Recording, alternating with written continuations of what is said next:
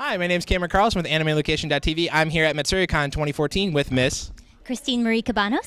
and Carrie Kernean. Alrighty, ladies. So it's been a while since we got the chance to see both of you, as they were at different Colossal Cons since 2012 with you and 2013 with you. So how have you ladies been doing since we got to see you at a Colossal Con? Who wants to go first? Okay. It's been really good and super busy. Moved around a lot. And yeah, stuff like that. Okay, and you? Awesome. This has been an incredible year and a half, and I've actually, Christine and I are booking like all these shows together, so we're doing all of our panels together this weekend because I'm kind of a surprise guest, so I was like, can I just do all her panels? So we had a great adventure at Otakon a couple weeks ago, and she helped out with this crazy scavenger hunt called Gishwees that we were doing. That was insane, and she did all these crazy, wonderful things with me at the convention, trying to get some stuff done, but other than that, yeah, just working on like a lot of different projects in a lot of different categories, not just voice acting, but doing some directing and all sorts of stuff. So it's been an amazing year.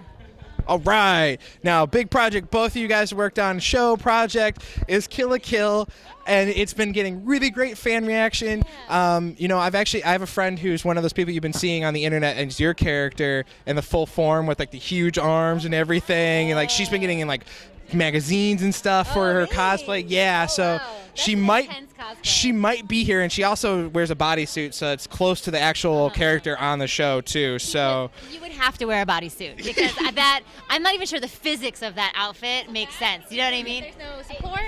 I don't know what it connects to for her to fight. I don't get it. The physics are magical, just like the suit. So that's what gets to me is the fan reaction. How have you guys both been enjoying that fan reaction? Who wants to go first? Oh my gosh, it's me. It's been amazing because it was such a popular show, and it really meant a lot to us to do a good job, you know what I mean? And to have this, to really capture what was happening in the Japanese and what was so great about the original, but doing the localization, and it means so much to us that the fans are really enjoying it. And we actually got to watch the first 3 episodes with the fans at Otakon, but I'm going to let Christine talk about that. Okay. That was like the most amazing experience of my life. There was like a room full of 700 people or something like that, and we watched all 3 episodes all together. And then whenever they would react to certain things, like when Junketsu is revealed for the first time, and like when fights break out, everyone cheers together. Everyone they yell together, and it made us cry. Yeah, we were crying in the front row, like, oh my god. Yeah, it was incredible, and I can't believe how much support they have for the show, and I'm glad that they think we're doing a good job. Yeah. Because I feel like if we had done a horrible job, people would be so mad at us. You know what I mean? It was really, I feel like we would get booed and attacked and trolled or whatever. So I'm super, super, super happy. I hate to admit this, but I haven't watched the show yet at all. Okay. So Interview's over. Wrap it up. But I at least have seen the first episode. So and that's, again, where do you think the theory on why this show became so popular so quickly? Because I mean, it was early 2014 when it boomed, and then all of a sudden it's we already got the dub going. It's where does that come from? So I've ever had such a fast turnaround from Japanese to English. Yeah, I felt like it just came out, it wasn't even finished, and then we already had English going. So it was really, really fast. I will say that the show is awesome, and the show itself is sort of a juggernaut. You know what I mean? It starts and just pounds through, so it sort of makes sense that its popularity did the same thing. You know what I mean? Because once that show starts, you're just banging and banging, banging. One of the things that I think is so great about the show, and part of what makes it so popular in my mind, is that it's got so many little in-jokes for the anime fans. You know what I mean? They take everything, they're hey, those costume transformations where the girls look all sexy? We're going to give you even more! You know what I mean? They just take everything and they just push it a little bit further, which, but because they kind of it's they know, they know that the audience knows, so that's they kind of get away with, so they're able to kind of do that. I think that's part of it, and that in turn makes you as a fan watching be no, you feel like you're in on the joke or something. Yeah. I don't know. That's how I feel. Well, the cool part is you guys know who created the show, right? Trigger did. Yeah. Yeah, and they originally had done Gurren Lagann. was the original show. So that's why it was such a big hit, because you had fans that were Gurren Lagann, and then there was fans that were also of Panty and Stocking. So it's like you get everybody together, and it's like, and the other show you guys got to both work on that I know you both got to be in, and was Madoka. Working on those shows. How was it working on? Oh, you did. I'm kidding. So how was it like working on both those shows? Well, it was nice until I died. Just kidding. Well, spoiler alert. It's been out for like over a year. I mean, come on. All right. Yeah. It's episode 3. I mean, you don't have to get all the way to the end, you know? I'm sorry. What was your question? So what was it like working on that show, other than dying? How was it like working on that show, working on Magical Girl Madoka? Who wishes to go first? I guess I will. Okay. Yeah, I've loved the magical girl genre forever, and so to be able to be a magical girl was really exciting. But like there was a point where I was like, so when do I get my transformation? And I was like, every episode I would wait. I'm like, it's this one. I'm gonna decide my wish on this one, and it just never happened. And I got really frustrated. I'm like, come on. But yeah, I love it. It was my first drama. Everything I'd worked on before was a comedy, so like we took so much time into every single line, and we were pushed really hard. So I'm glad that people liked it, though. Yeah, and it made me cry. Well, and again, you got to be in it. So what was your thoughts about being in the project, other than being in there for 3 episodes? Well, actually, what was interesting was I feel like you took it, so now I'm taking it. Before I let him hold it, but now that you held it, I want to hold it. I feel like it has to be even. Honestly, I kind of came in late. I think I was a replacement. So I sort of found out about it and came in and started recording like the next day. So I didn't have a chance to look up the show. I didn't know anything about it. And I came in, I'm immediately responding to the art and being like, I thought this was a magical girls show. Like, oh my God, like the look of it is so, and like when they, and what they were doing with like the witches, layers and stuff. And I was like, this is amazing. And I feel like I was not really paying attention at first because I was so distracted. I was like, oh my gosh, wow, look at that. Oh, there's pills floating around. Like I was like, what is happening? And then when I came in for that recording, I didn't know the fate of my character. Yeah. And I came in, everyone's like, hey, Carrie. How's it going? And I was like, good. Like, okay. I was like, why does that mean so weird? And then it happened, and I was like, wait, what? Wait, did that just happen? Wait, am I good? And honestly, it was that moment that I was like, holy crap, this show is something. Because, like, it's not, like, at that moment, that's when I really knew it wasn't a magical girl show, because it was like a hero's journey. She's just lost her mentor. Like, I was like, oh, this show's something special, something different. I was already out of it by then, but I was like, holy crap. crap. You were the game changer.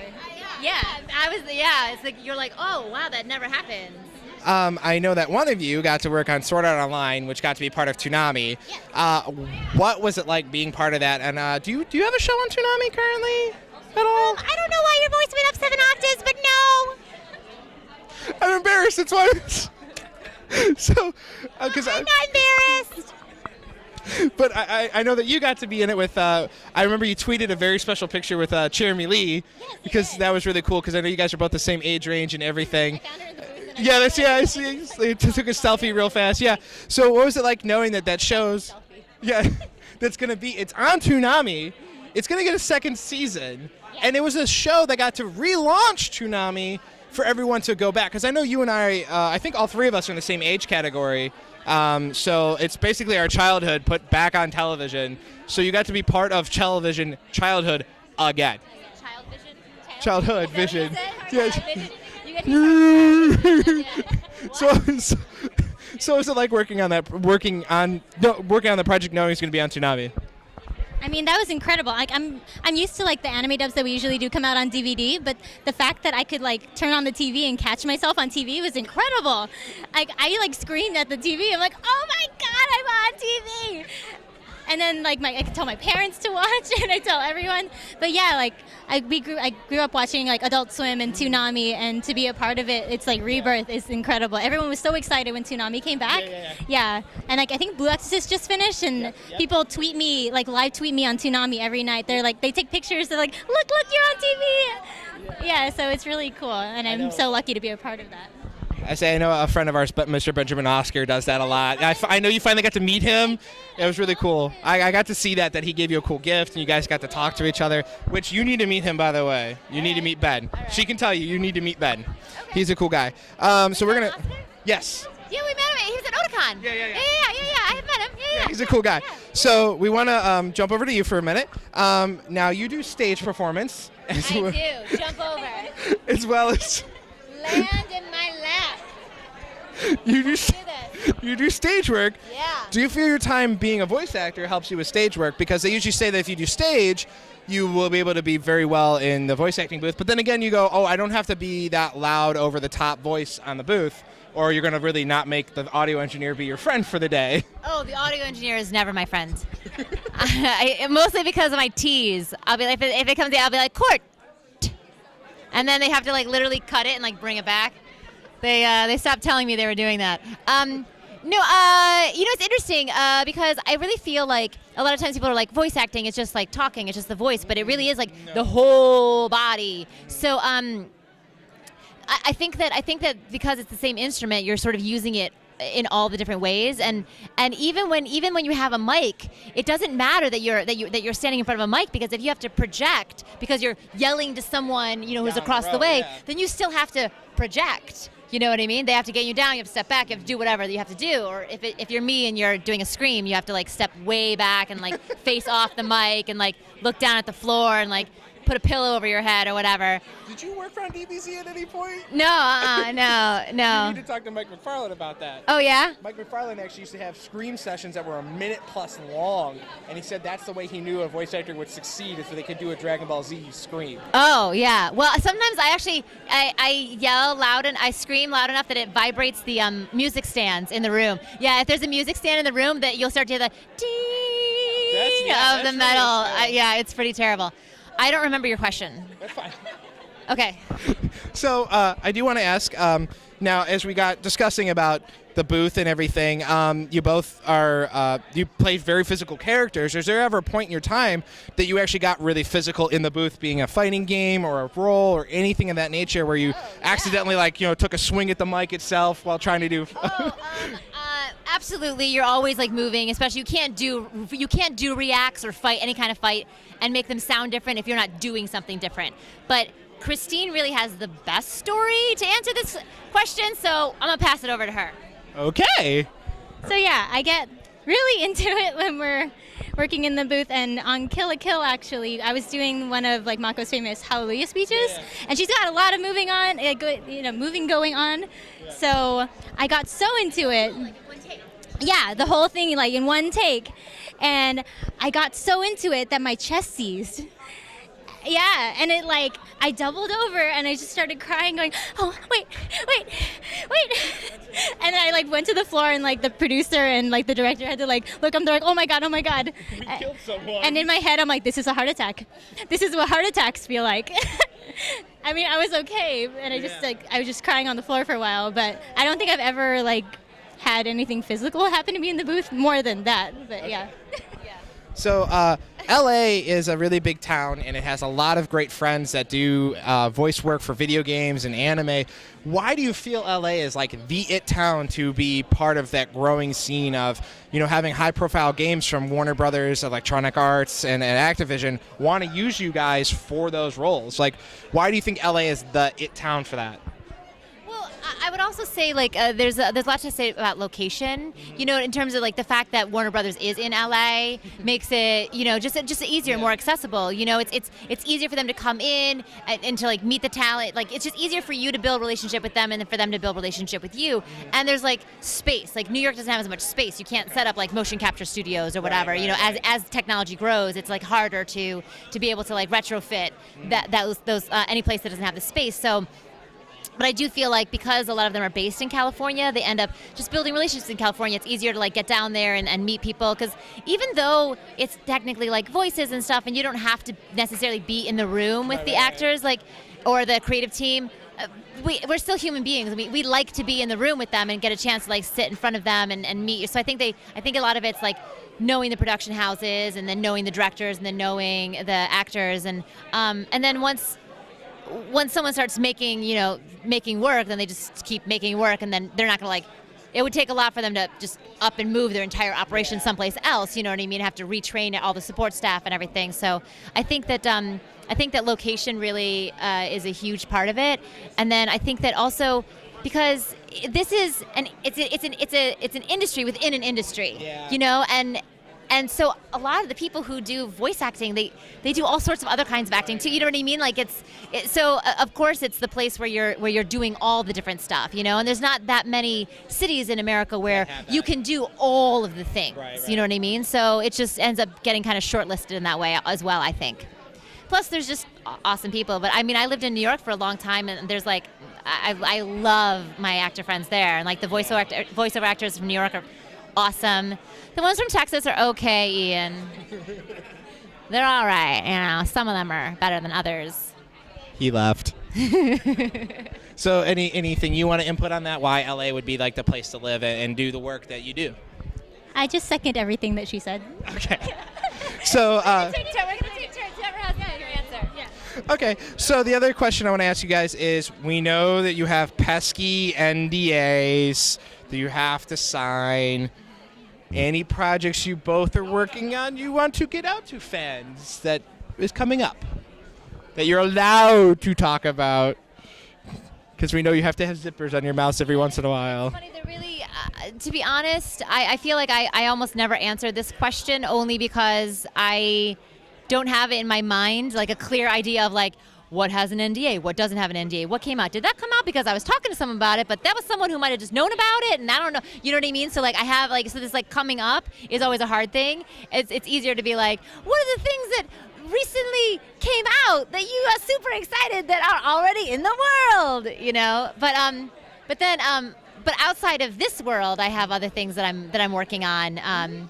You know, like Inspector Spacetime is doing instead of doing a second season of web series, it's actually doing a feature film.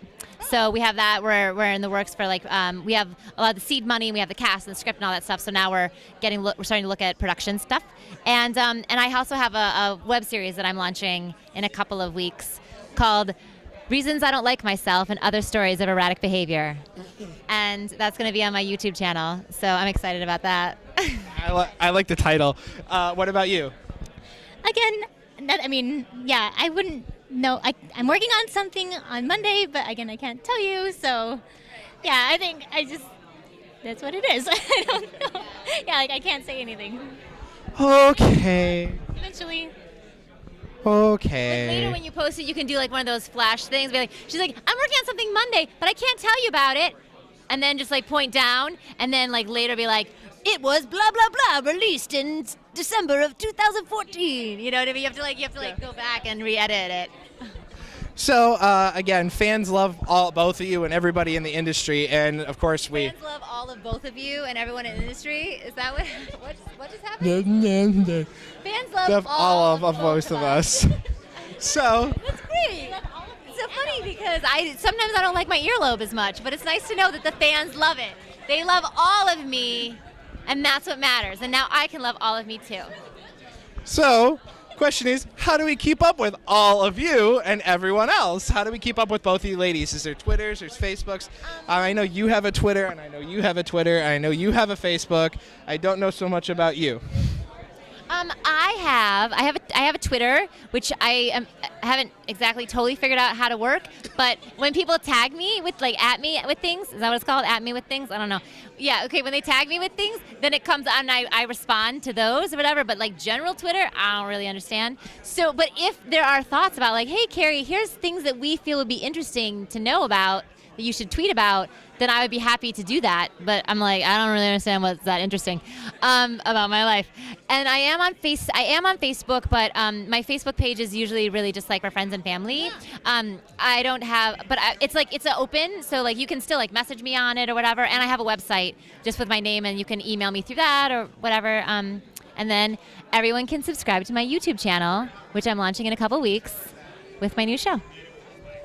And is it the same name, same everything? I think it's just going to be my same name. Otherwise, I guess I'll have to tweet that it's not. There you go. Okay, and for you? I also have a Twitter. It's at ChristineMCVA. And then I have an Instagram if you guys like. It's mostly just like pictures of my life, and it's not too much about, it's not all anime, so you can see what like lunch I had if you want, or you know. Yeah, where I went for a walk, just stuff like that. It's at Christine M Cabs with a Z at the end. And then I have a Facebook page, and I don't know the / name at the end. So if you just look me up, I'm pretty sure it'll come up. On which one? Just like go to like Facebook and go to Christine Marie Cabanos, and it should come up. No, it has the same. It has VA. It does? I follow you. Oh, okay. Thank you for that. Then yes. We're all learning. We're all learning about technology today. All right, and any final message you ladies would love to get out to all the wonderful fans who are watching this interview right now? You know, I just want to say, like, it means so much to me that you are enjoying the work, because we really do, and I think I can speak for Christine when I say this, but I'll let her do her own sign off. But it really means a lot, because we really do work really hard in the booth, and we have a lot of conversations and you know, multiple takes about like, okay, what's the right tone, what's the right emotion, and it just means so much that you are receiving that, and that you're really enjoying it, and that you're watching, and that you're listening. And I just wanted to say thank you, because we're just really grateful. And this whole summer has been a whirlwind. I've been to a bunch of cons, and I've gotten to meet a lot of you, and you're all so sweet and nice and kind, and like it really touches my heart. Like I cry, like how kind you guys are to us. And I don't know, like I just keep supporting us. I mean, if you like the show, obviously, but and yeah, like I can't wait to meet more of you and be my friend on Instagram or Twitter or whatever, and I will respond back. And thank you guys so much for all the support. Thank you, lady. The other thing I want to say is I haven't been doing as many conventions. You reminded me. I haven't been doing as many conventions because it wasn't really that great for my schedule, but I'm trying to do more of them now. And the thing that I've been the most impressed with is how thoughtful the questions are from the fans. You know, the things that you are asking about and wanting to know about, and, you know, your perspectives on the show and on the characters and their motivations. Like, it's really amazing to me, like, the level of dialogue that we're having. It's not just like, I like your voice, that's great, sign this. Like, it's really, you know what I mean? Like, I've just been really impressed with the in-depth questions that I've been getting. All right, well, thank you. So good job. Thank you, lady. I want to interrupt one more time because I'd already done it a couple times, so I just wanted to do it. I don't have anything to say again. I just wanted to do it one more time. I'm done. I'm done now. Thank you, ladies, so much for joining us this weekend and coming and talking with us here at AnimeLocation.tv and at Matsuricon 2014. Thank you so much. All right.